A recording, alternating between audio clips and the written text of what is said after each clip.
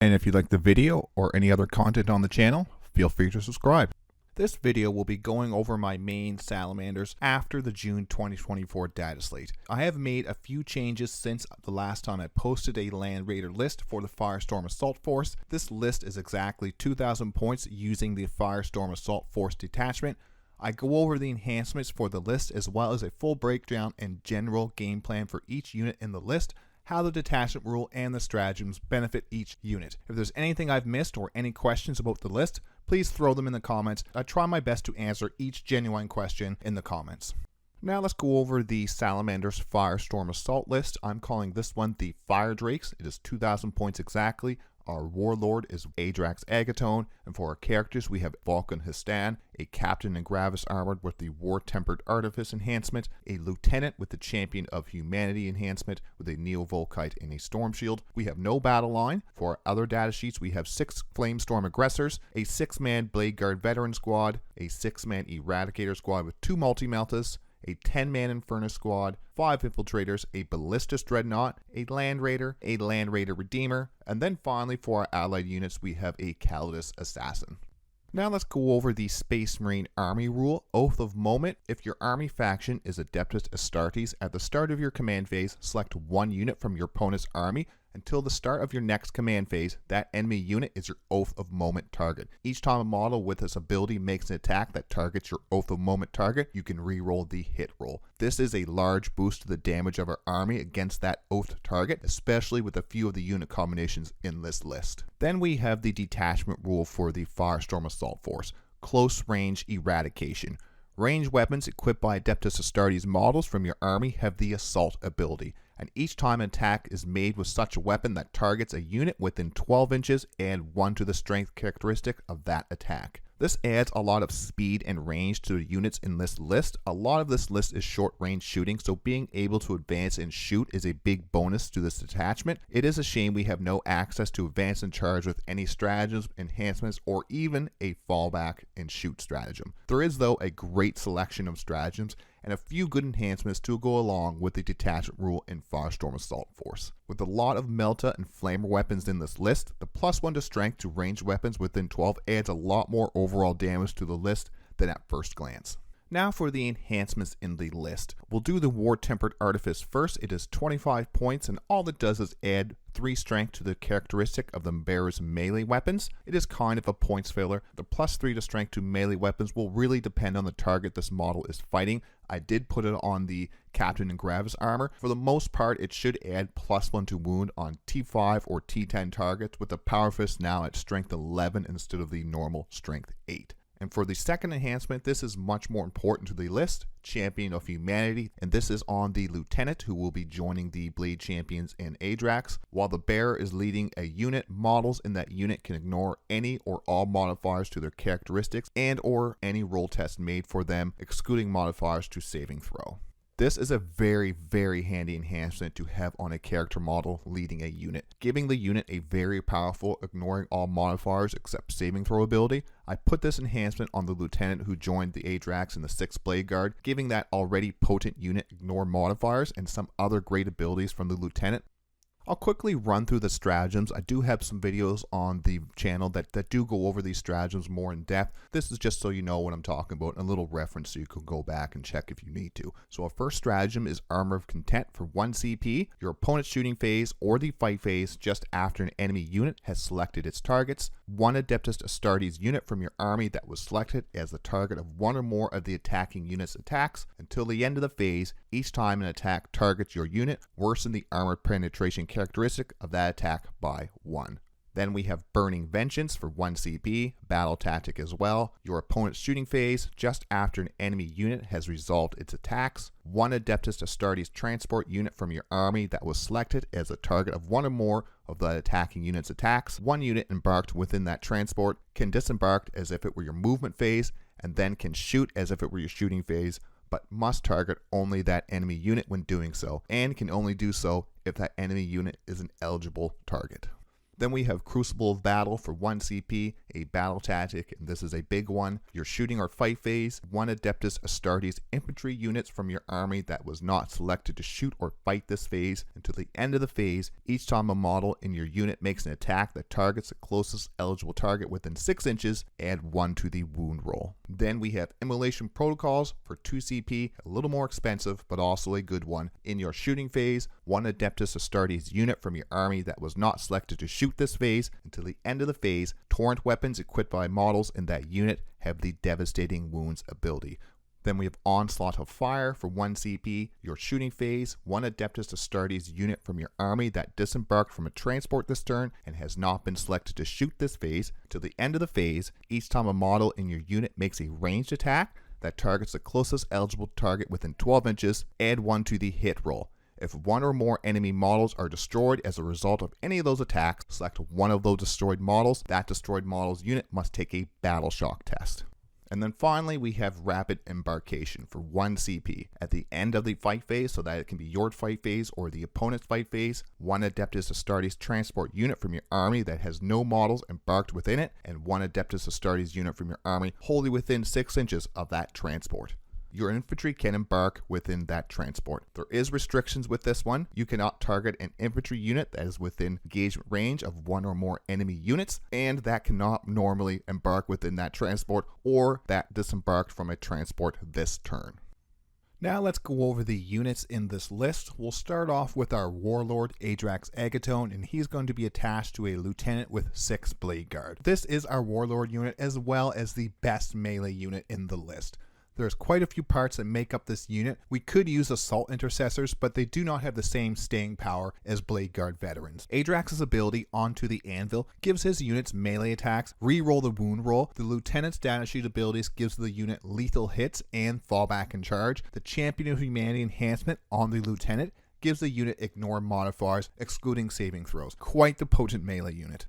Into the Oath target, this unit goes berserk. Even without Oath the moment, we can use the Blade Guard's veteran's Blade Guard ability in the fight phase to either reroll hits of 1 or to make them a bit more defensive with reroll the invulnerable saves of 1. There are 3 stratagems that will benefit this unit, one more so than the others. For the first one, we have Armor of Content, but with a 3-up save and a 4-up invulnerable, we may want to think about using Armor of Content on another more fragile unit. Then we have Rapid Embarkation, a good stratagem to help keep this unit on the board and moving up the board. Will give us some options to either stay on primary or be aggressive. The restrictions of not having disembarked this turn will hinder how much we use this stratagem though. And finally, we have Crucible of Battle. This is the big one for this unit. The Blade Guard have 4 attacks each, hit on 3s, strength 5, AP 2, damage 2. This unit does have lethal with reroll the wound roll from Adrax and ways to get reroll all or some of the hit rolls.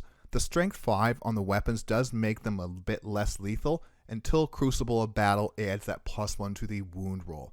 Now this unit is a threat to almost any unit on the board. With the enemy having no way to negatively modify the unit's characteristics with that Champion of Humanity enhancement on our Lieutenant, the restrictions of the stratagem of Crucible of Battle of being within 6 inches is much easier to achieve in the fight phase.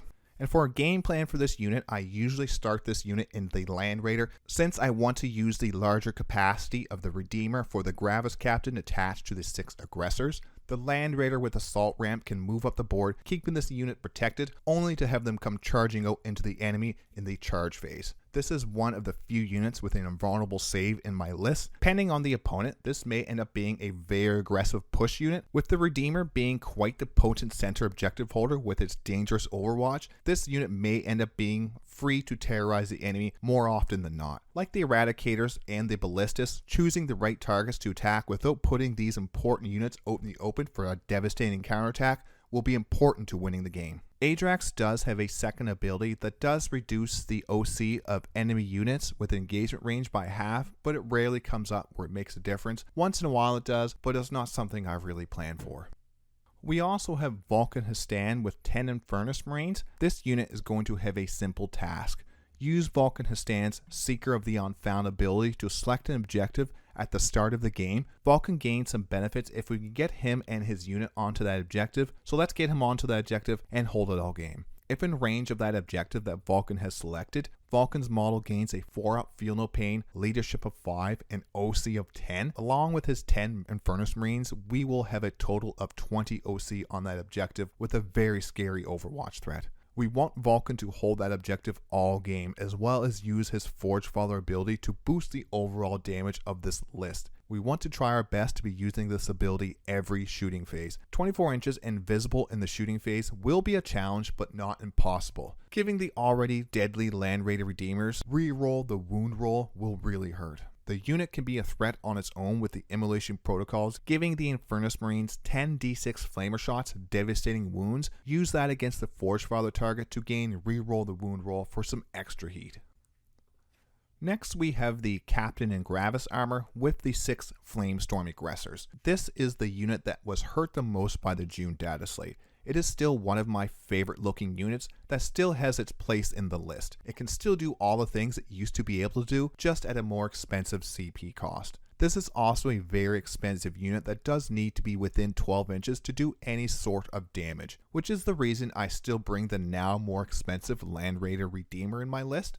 The capacity of 14, Gravis takes 2 for each model, allowing me to fit the 7 Gravis models in this Land Raider. The 6 Flamestorm Aggressors with a captain paired with the Redeemer's Flamestorm Cannons, light infantry have very little chance against a full attack of these units. Great unit to have a character model that can reduce the cost of stratagems by 1 CP, with a host of great stratagems that can be used on this unit. It really is a shame the Flamestorm Aggressors are so expensive now, suffering from the sins of the Bolter Aggressors. There are a few stratagems that make this unit shine. We have Armor of Content. This unit will be in the thick of the fight for most of the game with no invulnerable save. Armor of Content will be what we use to try to mitigate the damage coming our way. Then we have, of course, Rapid Embarkation. Can be useful, but a lot of time this unit will have them disembark this turn, with the restriction making them untargetable. Crucible of Battle for 1 CP, another fantastic target for the Stratagem. With the Captain's Rights of Battle ability, able to make this Stratagem cost 0 CP, it can be used in our shooting or the fight phase. This paired with all the twin-linked Flamestorm shots now at strength 5 from the Detachment Rule, this unit can put out some insane damage to light to medium toughness targets.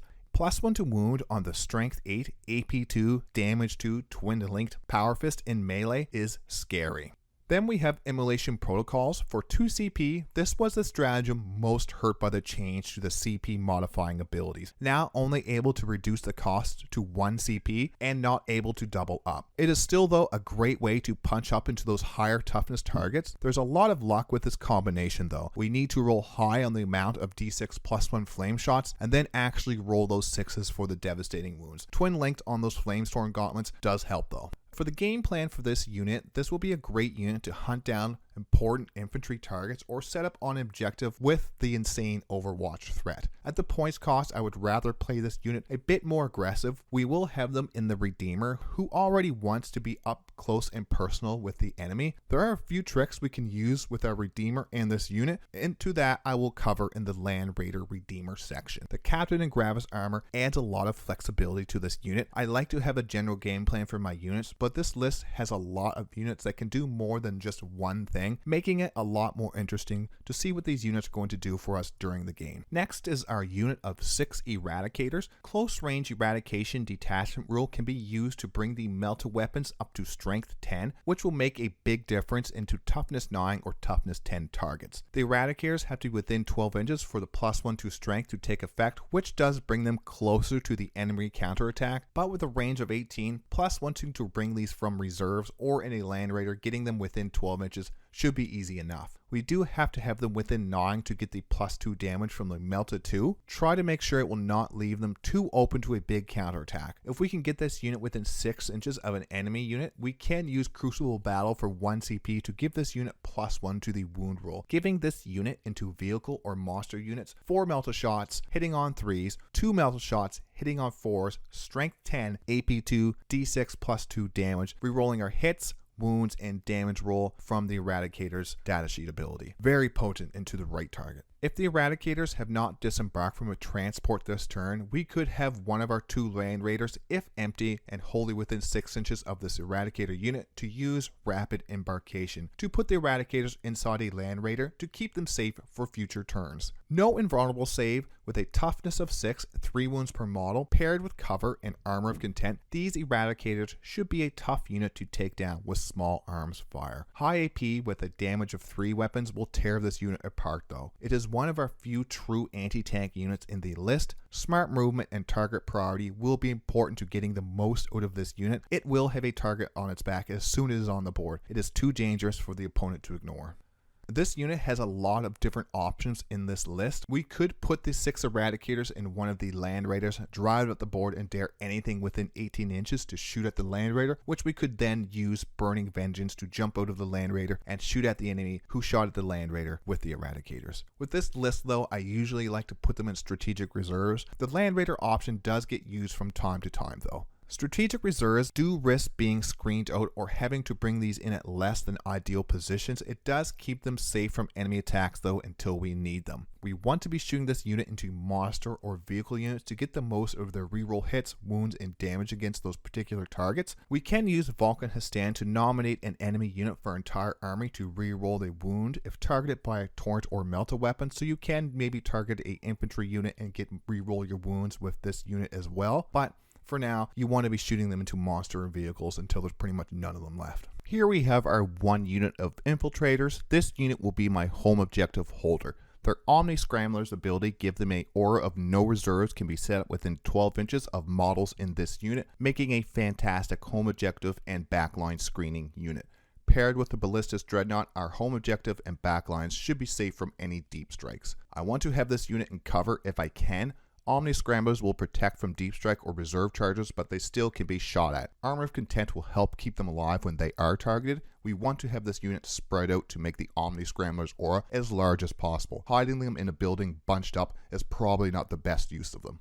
Then we have our Balistus Dreadnought. This is one of the changes I made in this list after the June 2024 data slate. I want to have a bit more ranged firepower other than the Land Raiders' las cannons. The Ballistus will also help screen my backlines with the Infiltrators, with the upside of providing some decent long range shooting to this mostly close quarters combat list. CQC, Solid Snake's favorite.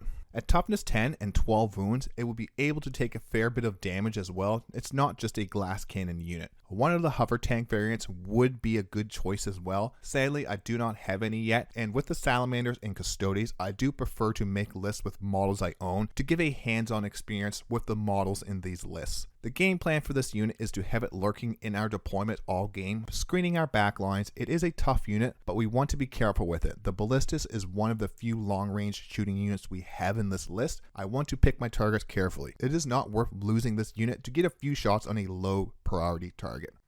Then we just have our normal Land Raider. This will be the party bus for Adrax, the Lieutenant, and the Blade Guard veterans. 4 las cannons will be one of the 2 units in this list with long range, high damage shooting. Both of these Land Raiders will be targeted by the enemy anti-tank, making target priority important in the turns we do get to shoot with this unit. We want these las cannons shooting into high toughness vehicle or monster units as much as we can. Assault ramp allows this unit inside to disembark and charge even if the Land Raider has moved, giving Adrax and friends a much larger threat range while keeping them safer than foot slogging up the board. Armor of Content can be used to make this Land Raider very hard to take out. With it most likely getting cover, the attack will need to be AP 3 to even get this Land Raider above a 2+ save. We can use Smoke as well for 1 CP to get the -1 to hit and cover if another unit is going to need the damage mitigation of Armor of Content more than this Land Raider would. Then we have our Land Raider Redeemer, the now more expensive party bus for the Captain and Gravis armor with his 6 aggressors, with 2d6 plus 6 torrent shots at strength 6, strength 7 if within the 12 inches, AP 2, damage 2 ignoring cover. This Land Raider Redeemer has terrifying Overwatch potential. Forge Father target, we would reroll the wound roll as well. This is a much more close range vehicle than the Land Raider. I want to ram this Land Raider into the center of the table for that Overwatch threat. The regular Land Raider will be more of a sideboard threat piece, using its more ranged las cannons to target high toughness units. With its 4 shots, 48 range, strength 12, AP 3, damage D6 +1. Rapid embarkation for 1 CP will be great to use on these land raiders with her high capacity and defensive profile. We may be able to bounce units around the board between these two land raiders. With this unit being so close to the enemy and full of flamestorm aggressors, there is some play with the Burning Vengeance stratagem. A lot of the time we think of the Eradicators for this combination, but if the land raider is shot by an enemy within 12 inches, that is the range of our flamestorm aggressors, with the land raider redeemer trying to get a lot closer to get its own close range heavy flamers in range, it is much more likely than our regular land raider who wants to be a bit more at range shooting the las cannons. If shot within 12, we can use Burning Vengeance to jump out and put all of those D6+1 torrent shots into the enemy unit who shot the Land Raider Redeemer. Both Land Raiders, once empty, can be used to hold objectives, move block, or protect infantry units with rapid embarkation at the end of the fight phase. They will be taking the -2 to their movement characteristic almost every movement phase to pivot. I'm sure there are many more things we can do with these land raiders. I just want to give you all a few ideas.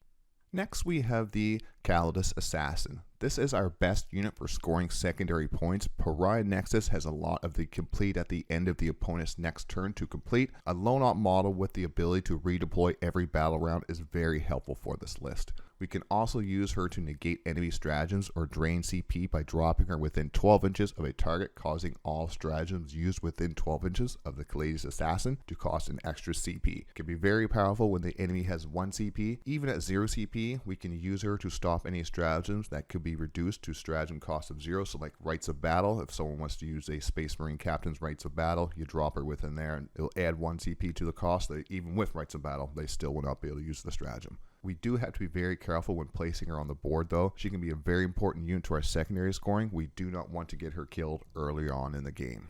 Now for my final thoughts. I had a lot of fun making this list.